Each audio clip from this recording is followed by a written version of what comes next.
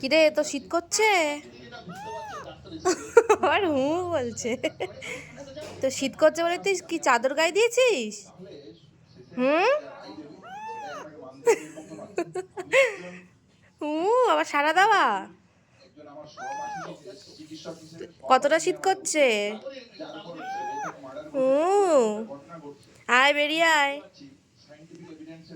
বেরোবি না?